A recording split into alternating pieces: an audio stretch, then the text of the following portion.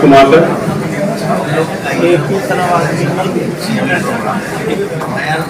Sir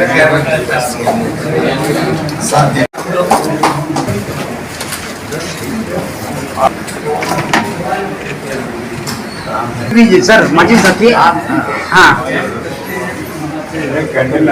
sir candle एक बार देखना एक कैंडल सर थोड़ा इस तरफ देखेंगे बेटा पीछे आता थैंक यू सर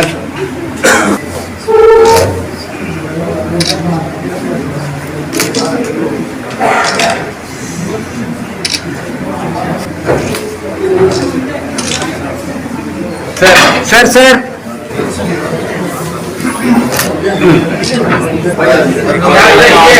सर ये हाथ हटाइए सर ये हाथ हटाइए हाँ नया बेटा आगे आओ और आगे yes yes please thank you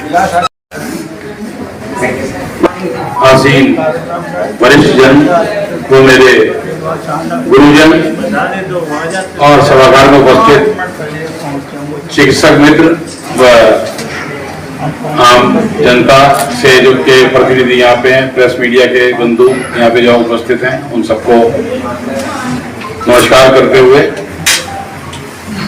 सबसे पहले मैं केयर हॉस्पिटल के मैनेजमेंट को इस बात के लिए शुभकामनाएं देता हूं कि world health day, world heart day को मनाने का इससे अच्छा कोई तरीका हो नहीं सकता कि जिसमें जिनके जिम्मे देश के स्वास्थ्य की जिम्मेवारी है डॉक्टर्स के लिए, उसी को उन्हीं डॉक्टर्स के स्वास्थ्य की चिंता करनी करी है केयर हॉस्पिटल ने। ये एक बहुत प्रशंसनीय कदम है और मैं इसकी सराहना करता हूं।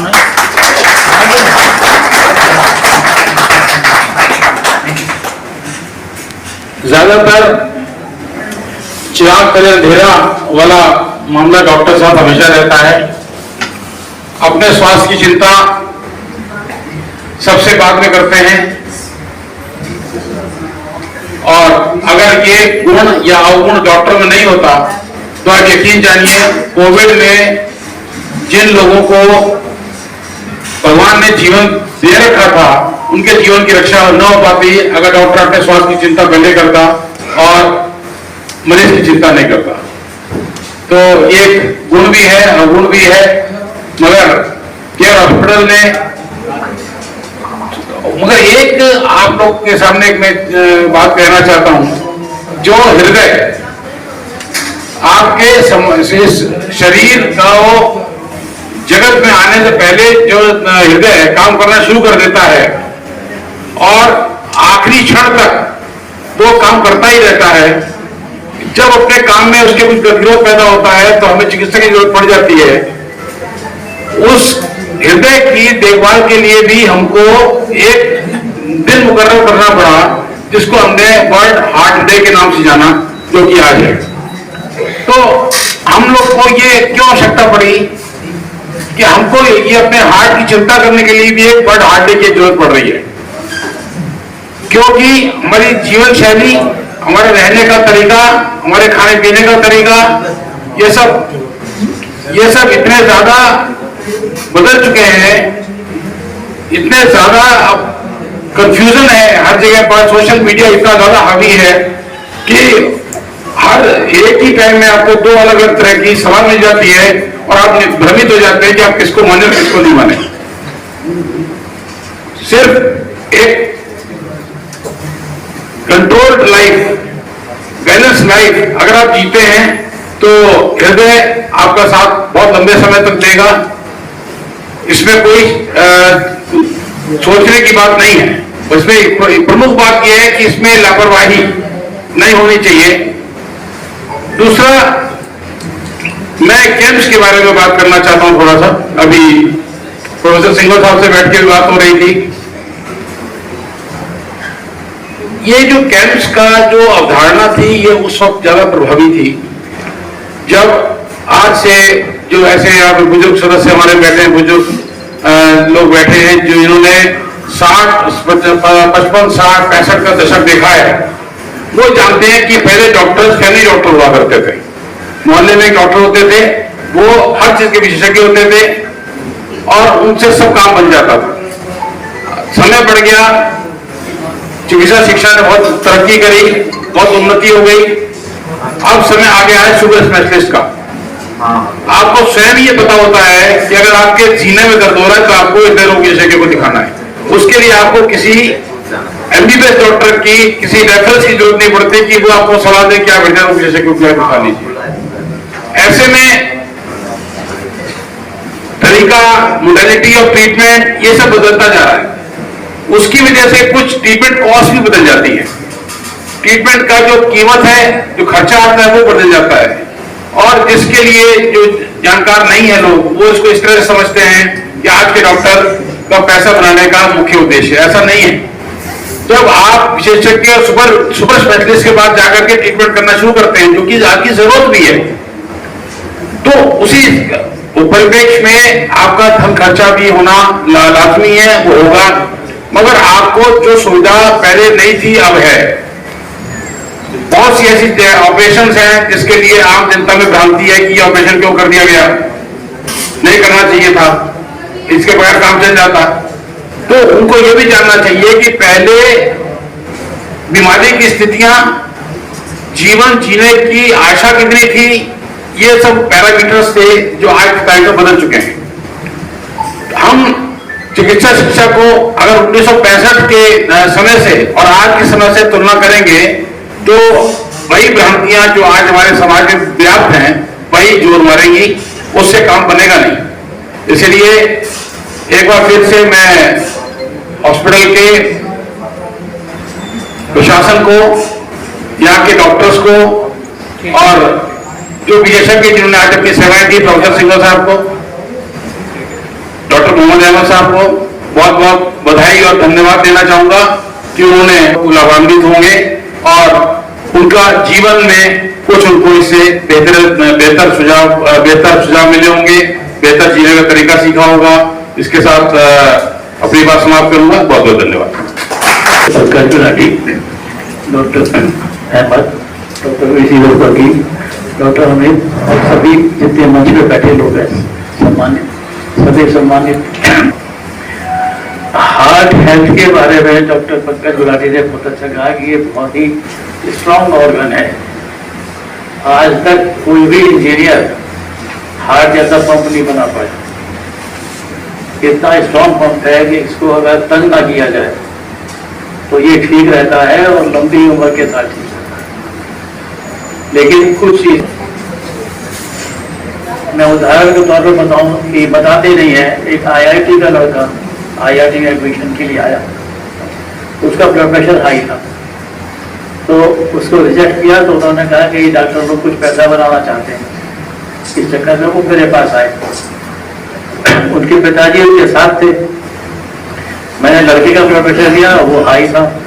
मैंने उनके कहा पिताजी का ब्लड प्रेशर कभी लिया गया कि बोले नहीं, घर में है कि नहीं। मैंने कहा मैं आपका ब्लड प्रेशर लेता हूँ। पिताजी का लिया तो उनका ब्लड प्रेशर उनसे ज़्यादा।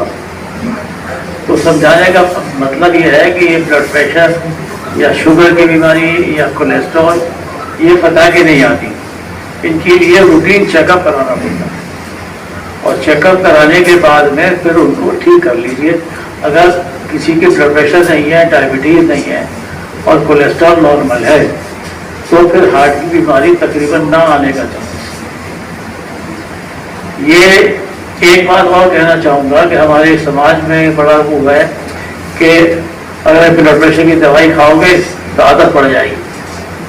ब्लड प्रेशर की दवाई जिनकी खानी पड़ेगी हमेशा, उसके साइड इफेक्ट बहुत होते हैं, सब जगह बताया जाता है। ये गलत है।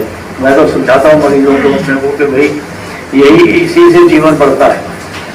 और अब ब्लड प्रेशर की और डायबिटीज़ की और कोलेस्ट्रॉल की दवाइयाँ इतनी अच्छी आ गई हैं कि उनमें साइड इफेक्ट नहीं होते और उनके लगातार खाने से फायदा होता है और हार्ट की बीमारी से बचते हैं। चौथी जो चीज़ है वो है धूम्रपान। धूम्रपान सबसे बड़ा जहर है हार्ट के लिए। एक लड़का है जिसने IIT से MBBA तो बीटेक किया और फिर लखनऊ से MBA किया।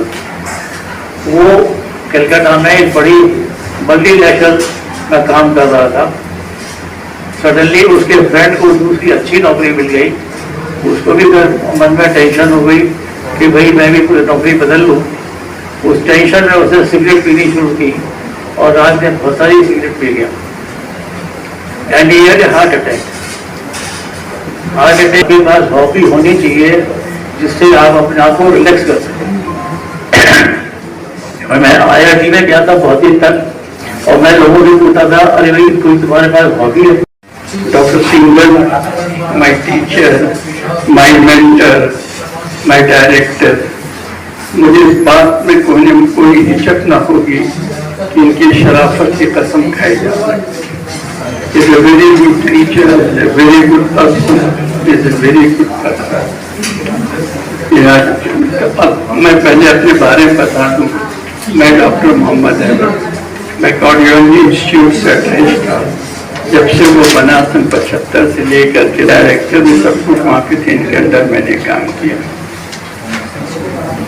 उसके बाद से मैं रिटायर हो गया। अब मैं प्राइवेट प्रैक्टिस करता हूँ।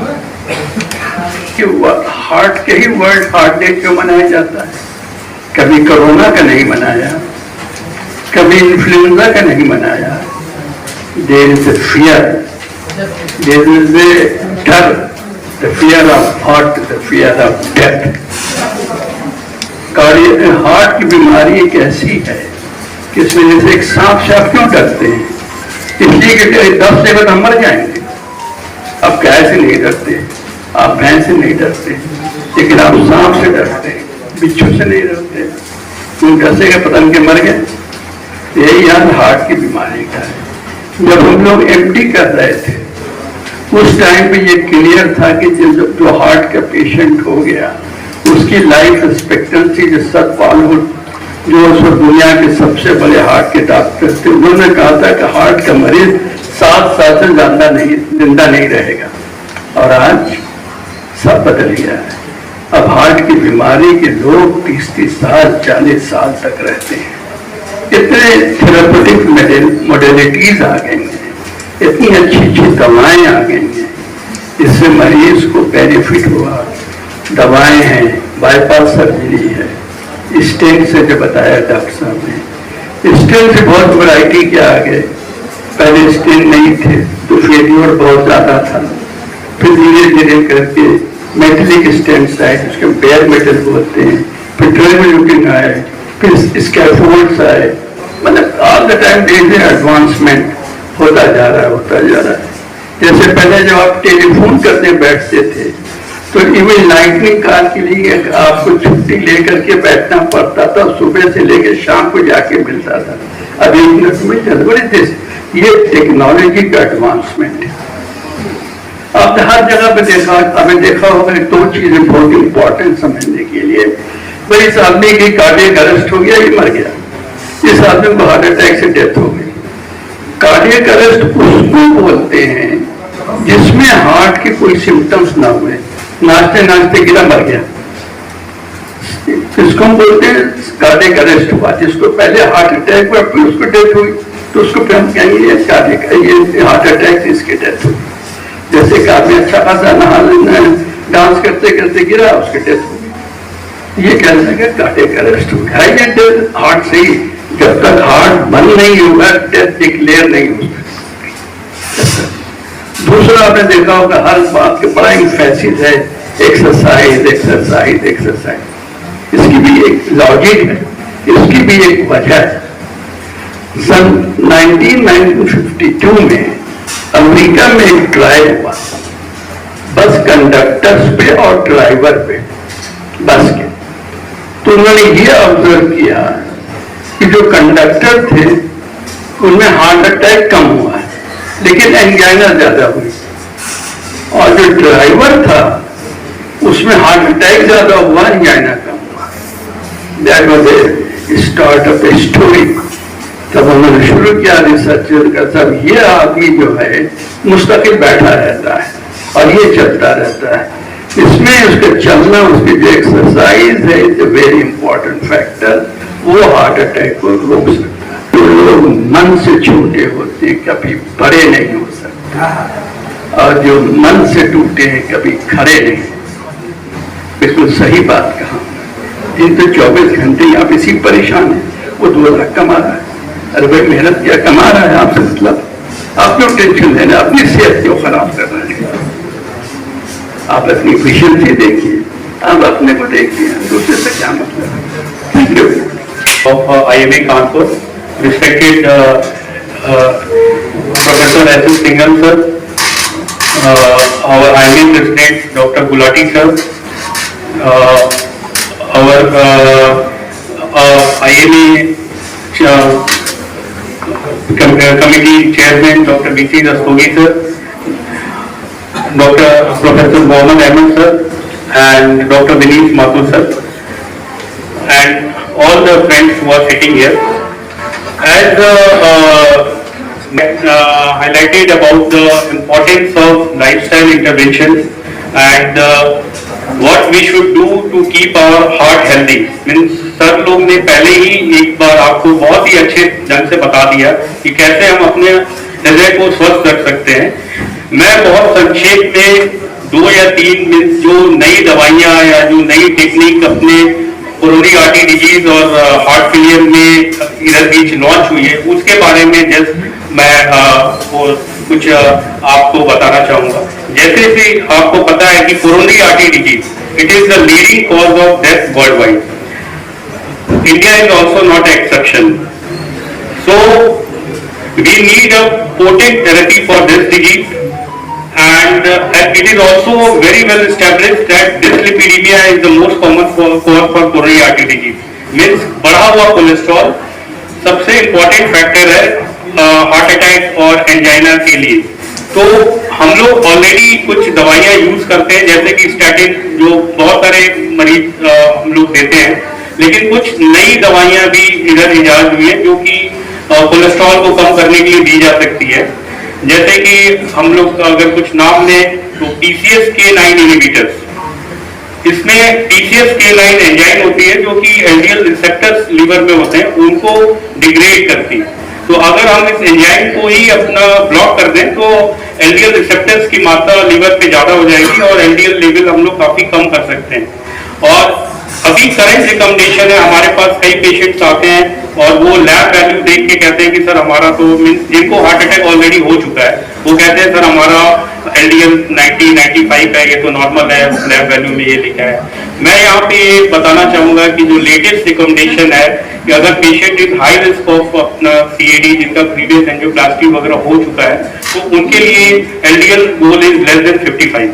एंड लॉन्च हो रही है इंक्लिसिराब, जो कि small interfering RNA means it's a genetic technique जिससे हम लोग RNA सीक्वेंस से जीन्स जो कि LDL जनरेट कर रहे हैं उसको ब्लॉक कर सकते हैं। And the beauty of this medicine is that it is given twice a year, means आपको 6 महीने में एक बार लेना है। तो आप 6 महीने में आपका एक बार ले सकते हैं और आपके LDL को काफी हम लोग इन दवाइयों से कम कर सकते हैं। IMA के चेयरमैन साहब, आपको भी हृदय से आभार। डॉक्टर साहब, आपको भी बहुत बहुत धन्यवाद। डॉक्टर रस्तोगी साहब, आपका भी हृदय से बहुत बहुत धन्यवाद कि आपने इस कार्यक्रम में सम्मिलित हुए, और हम लोग आपके आभारी रहेंगे कि आप इसी तरह कार्यक्रम का आयोजन करते रहे। दादाजी जी और डॉक्टर नेहा जी, आपको धन्यवाद कि आपने इस कार्यक्रम को आयोजित किया। विकास जी प्रधानमंत्री की जो यहाँ कार्य देखती है, उनको भी डायरेक्टर है कंपनी के नरेंद्र जी, आप सबको बहुत बहुत आभार कि आप पधारे। हेमंत जी, आप सबको पधारे, आपको सब लोग बहुत बहुत धन्यवाद।